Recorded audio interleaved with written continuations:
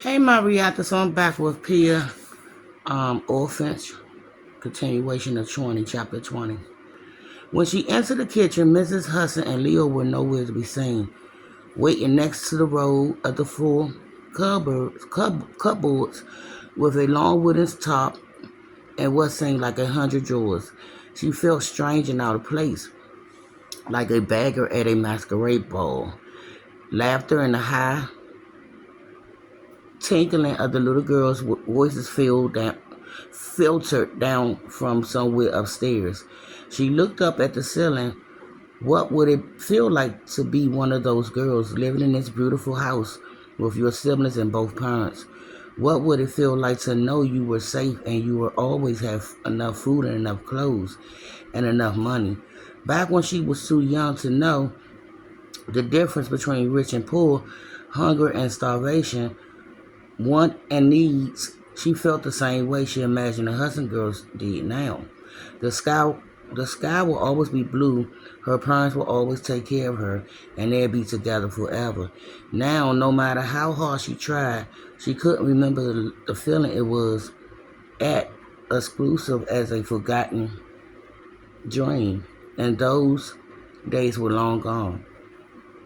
And what were the Hudsons going to expect of her? Did being bound out make her a prisoner here, or would she be allowed to leave the house when when she wasn't taking care of the children? Will she have to wait until Dr. Hudson said the flu was no longer a threat? Then she had another thought, and her heart started to race. She could leave right. She could leave right now. She could leave, and no one would know until it was too late. She could go home and ask the strangers living in her family's old room if her father had returned. Wait a minute. She could scout the city for other orphanages and see if her brothers were there. As far as she could, the house she was standing in was a normal one, with unlocked windows and unlocked doors. This wasn't Vincent's. This was her chance to be free. From different doorways led out the kitchen. 4 different doorways led out the kitchen, but she had no idea where they led. When she first arrived, she'd been too nervous to pay attention, and now she could only guess which one went back to the front door. She took a deep breath and tried to think casually, rationally. If she left, she'll be homeless and on her own with no food, no money, and nowhere to go.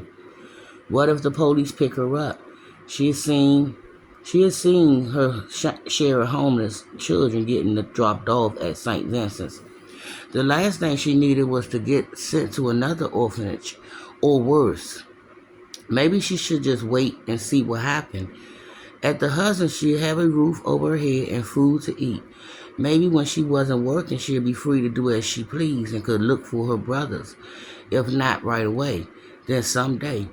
Maybe after she earned Doctors and Mrs. Hudson's trust, by taking good care of their children, she had the courage to tell them the truth, and maybe, just maybe, they will help. Footsteps suddenly sounded on the plank floors, getting closer and closer. The decision has been made for her. It was too late to run now. She smoothed the front of her dress, stood up straight, and tried to relax. Mrs. Hudson appeared in the doorway. I put Leo down for a nap in the upstairs nursery, she said. How do the clothes fit? Everything fits fine, Pia said. Thank you, ma'am.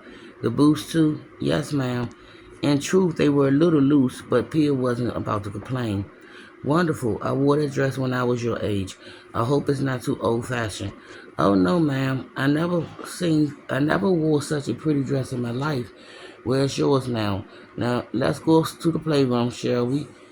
While Leo's napping, I'll introduce you to his sisters. Yes, ma'am. Pia followed her out of the kitchen, along another hallway, and up a wide flight of stairs covered with cushion, decorated runners, and the top of the landing. At the top of the landing, they turned down the main hall, part of which ran along a railing above the stairway. Somehow, the upstairs looked even bigger than the downstairs, with that seemed like a dozen doors. Mrs. Hudson stopped at the front room, put a finger to her lips, and slowly opened the door. Two white cribs with lace bed skirts sat on the either side of a changer's table, and a rocking chair sat beneath a round window centered in the back wall. Leo lay swaddled in a blue blanket, sound asleep in one of the cribs, and a chubby cheek toddler napped in the other. Her diaper, her diaper and a butt. Hold up, her diaper, her diaper buttocks in the air. Her socks, her sock feet tucked underneath her tummy. She looked like one of the Christmas angels Pia had seen in store windows, with golden wrinkles and chubby cheeks. Mrs. Hudson pointed at the little girl and whispered, "That's Elizabeth. She's 22 months old." Pia smiled and nodded. Mrs. Hudson watched Elizabeth for a few moments, her face soft with love, then looked in on Leo and tiptoed out the room. Pia had seen the same loving look on Muddy's face 1,000 times. It seemed like a lifetime ago. With a lump in her throat, she followed Mrs. Hudson into a hall and waited while she quietly closed the door. Then they went to the end of the corridor, where little girls' voices floated out a half-open door, like the delicate notes of flutes on the wind. The children's playroom was twice as big as the nursery, with high white ceilings and light gray walls. A a red hobby horse with a yellow mane sat in the corner, his painted mouth in a perpetual smile. A dollhouse filled with miniature furniture and straight-back dolls sat opposite at a bookshelf overflowing with stories and picture books. Dolls and cradles and blocks and wooden tops littered the plush carpet. Two little girls sat at a child-sized table in the center of the room, pouring pretending tea into a china cup. The other two chairs were occupied by an oversized teddy bear and a giant stuffed rabbit. The girls looked up when Mrs. Hudson and Pia entered, then went back to giggling and serving pretend cookies. Pia breath caught in her chest. They were twins. Mrs. Hudson started picking up toys and tossing them into the toy box. "Please excuse the mess," she said. "I don't know how I ever keep up when Leo starts getting into everything."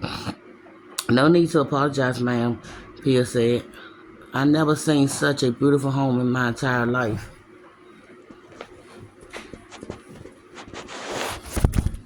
Oh my goodness. I know y'all gotta read like this. Okay. Mrs. Hudson smiled and went over to the table. "Sophie, Margaret," she said, "this is Pia. She's going to help look after you two." The girls glanced at each other, then sat down their teacups, got out of their chairs, and stood next to their mother, studying Pia with worried eyes. One of them hid behind Mrs. Hudson's skirt. They were beautiful girls with good skin and auburn ringlets that fell past their waist. Mrs. Hudson put a hand on the shy one's head and stroked her hair. "This is Sophie," she said, "our second oldest. She's 3. Margaret is 4. They're 15 months apart." Pia let out a sign of relief. She wasn't sure she could bear taking care of twins without thinking of Ollie and Max even more than she already did. "Hello," she said, doing her best to sound friendly. "It's very nice to meet you. I love your hair and your pretty dresses." "I'm 4.5," Margaret said. "I'm going to be 5 on my next birthday." She approached Pia and tugged on her skirt. "Will you play with us?" "Oh, my darling little love," Miss Hudson said. "Not right now. Pia only just arrived, and I haven't shown her where she'll be sleeping at." "Can she stay in our room?" Margaret said. "We can play games and tell stories." Sophie peeked out from behind her mother's skirt with hopeful eyes. "I want to do that," she said in a quiet voice. Margaret jumped up and down, excited. "Can we, Mother?" she said. "Pretty please." Mrs. Hudson shook her head. "Good heavens, no," she said. "She just come from a filthy orphanage, and who knows?" Then she realized what she was saying and gave Pia a nervous glance. "I mean, once we get to know Pia a little better, there will be plenty of time for fun and games." Pia was puzzled, starting to Pia Pia was puzzled, starting to wonder if Mrs. Hudson was as tolerant as she seemed. She had just taken a bath and changed into fresh clothes. Not that she wanted to stay in the girl's room, in truth. She was exhausted and couldn't wait to have some time alone. But maybe it was going to be more important to watch her step than she thought. Thank goodness she had to admit to being German. Well, now that you're met the children, Miss Hudson said, shall we get you something to eat? Pia nodded. Thank you, ma'am. All right, my darlings, Miss Hudson said. You need to play nicely for a few more minutes, then I'll send Pia back up to fetch you. Yes, mother, Margaret said, pouting. She crossed her arms and made her way back to the table. Sophie followed, giving her big sister a comforting pat with a chubby hand. The sound of Leo crying drifted in through the door behind them. Mrs. Huston hurried out of the playroom, padded along the hall, and slipped into the nursery. Pia followed and stood at the open door, not sure what to do. Mrs. Hudson scooped Leo up and whisked him out of the room, closing the door partway behind her. Is Elizabeth awake too? Pia whispered. Do you need me to get her? Mrs. Hudson shook her head. I swear, she whispered.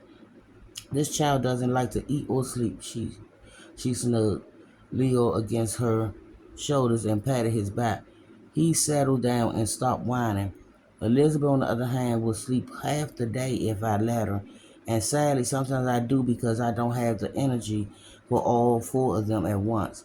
She sighed and started towards the stairs. There are times when I feel like I never have the energy to leave this house again, if I'm ever able to leave this house again. Then she stopped and looked at Pia with miserable eyes. I agree with my husband's concern, and I'll never do anything to risk the health of our children. I'm scared to death of the flu, but to tell you the truth, sometimes I worry I'll never be able to have lunch with my friends again. Does that make me a terrible mother? Pia shook her head, surprised by the confession and that Miss Hudson would care about her opinion. I don't think so, ma'am. My mother used to say the only time she got any rest was when my little brothers were sleeping, and the the only time she felt sane was when she could go to the market alone. Mrs. Hudson gave her a weak but grateful smile.